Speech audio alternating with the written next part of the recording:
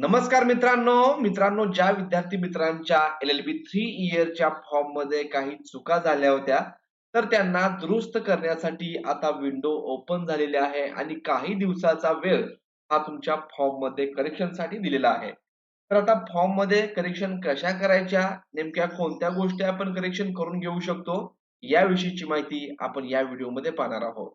नमस्कार, मी प्राध्यापक डॉक्टर वैभव इंगळे आणि तुम्ही पाहताय आपले इन्फॉर्मेशन कट्टा हे YouTube channel.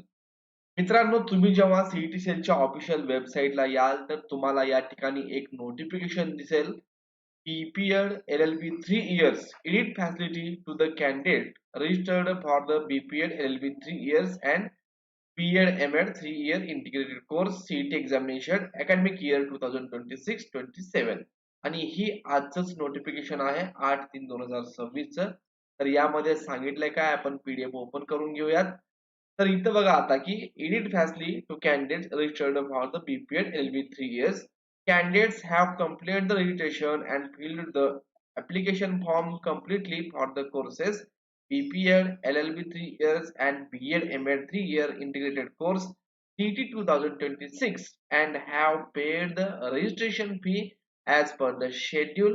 However, it is observed from the emails received from the candidates that many candidates have made various types of minor mistakes while filling the application form and have requested this office to correct the details by visiting the office. Accordingly, considering the request of the said candidates, the candidates are being given an opportunity to change the details mentioned below in the application form. तर मित्रांनो, हे edit कोणाला करता येणार आहे? ज्या विद्यार्थ्यांनी successfully त्यांचा फॉर्म भरलेला आहे, फी पेड केलेली आहे, अशाच विद्यार्थ्यांना या ठिकाणी एडिट करता येणार आहे. मग अशा विद्यार्थ्यांनी ज्यांनी फॉर्म कम्प्लिटली भरलाय परंतु त्यांच्या छोट्या मोठ्या चुका झाल्या होत्या, त्या विद्यार्थ्यांनी सीईटी सेलच्या ऑफिशियल वेबसाईटला मेल केलेला होता आणि त्याचा विचार करून सीईटी सेलनी या मायनर मिस्टेक करेक्शनसाठी आता हे परिपत्रक काढलेलं आहे. आता इथं काय आपण चेंज करू शकतो? जर तुमचं नाव चुकलं असेल, कॅन्डिडेट्स नेम तुमच्या नावामध्ये चूक झाली असेल, अगोदर आडनाव परत नाव असं काहीतरी मिस्टेक झाली असेल, तर तुम्ही ते करेक्शन करून घेऊ शकता. तुमची डेट ऑफ बर्थ टाकताना दिवस किंवा वर्ष, महिना चुकला असेल, तर तुम्ही ते देखील बदलू शकता. फोटोग्राफ सहीच्या ठिकाणी फोटोच्या काही ठिकाणी सही झाली असेल किंवा चुकून दुसराच फोटोग्राफ गडबडीमध्ये तुमचा अपलोड झाला असेल, तर तुम्ही ते चेंज करू शकता. आणि तुमचं जेंडर मेल, फिमेल, स्त्री, पुरुष हे चुकलं असेल, तर ते देखील तुम्ही करेक्शन करून घेऊ शकता. आणि मित्रांनो, आणखीन अतिशय महत्त्वपूर्ण अशी गुड न्यूज या ठिकाणी सीईटी सेल कडून आलेली आहे. याच्या पूर्वी हे कधीही झालेलं नव्हतं, परंतु आता हे होतंय. ज्या विद्यार्थ्यांनी 3/3/2026 पूर्वी रजिस्ट्रेशन केलेलं होतं, परंतु त्यांचं ऍप्लिकेशन फॉर्म हा इनकम्प्लीट राहिला होता.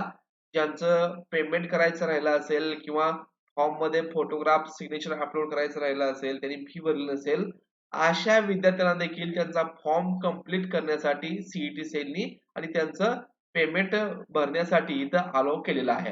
मग आता यासाठी तारीख काय आहे? The period for making the above changes and paying registration fee is between 9/3/2026 to 11/3/2026. During this period, candidates should correct their details as mentioned above in application form through their own login. The registration link for new candidates is closed on 3/3/2026. Candidate to take note of this. आता बघा, हा नवीन registration साठी link close झाले, परंतु ज्या विद्यार्थ्यांनी registration already केलेलं आहे, त्यांच्या फॉर्म मध्ये चुका झालेल्या आहेत, फी भरलेली आहे, असे विद्यार्थी एवढ्या करेक्शन करू शकतात जर काही चुकलं असेल तर. आणि ज्या विद्यार्थ्यांनी फक्त रजिस्ट्रेशन केलेलं आहे, फॉर्म इनकम्प्लीट आहे किंवा पेमेंट भरलं नाही, असे विद्यार्थी 9/3/2026 ते 11/3/2026 या कालावधीमध्ये त्यांच्या लॉगिन मध्ये जाऊन करेक्शन करून घेऊ शकतात आणि त्यांचं ऍप्लिकेशन फॉर्म हे कंप्लीट करून घेऊ शकतात. तर मित्रांनो, सीईटी सेल कडून ही अतिशय चांगली दिलासादायक बातमी या ठिकाणी मिळालेली आहे. मित्रांनो, उद्या जसं हे फॉर्म एडिटिंग फॅसिलिटी सुरू होईल, तर चॅनलला व्हिडिओद्वारे तुमचा फॉर्म एडिट कसा करायचा आहे याची तुम्हाला गायडन्स दिला जाईल. तोपर्यंत चॅनलला सबस्क्राईब करून ठेवा, बेल आयकॉनला प्रेस करून ठेवा, म्हणजे नवीन व्हिडिओ आला की लगेच तुम्हाला भेटून जाईल. धन्यवाद.